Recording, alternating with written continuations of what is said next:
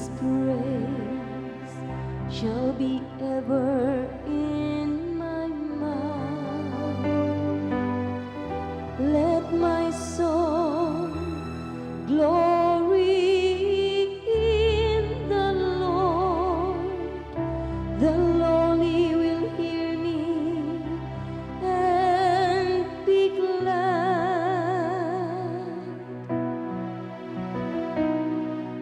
The Lord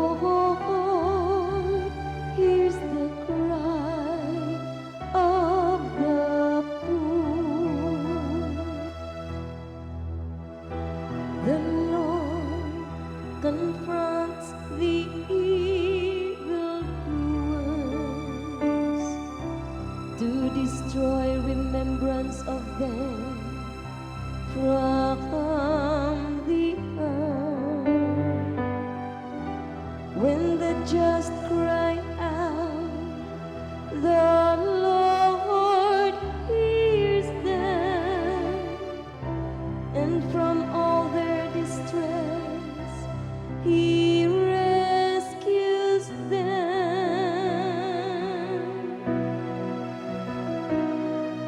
The Lord hears the cry of the poor. The Lord is close to the broken-hearted,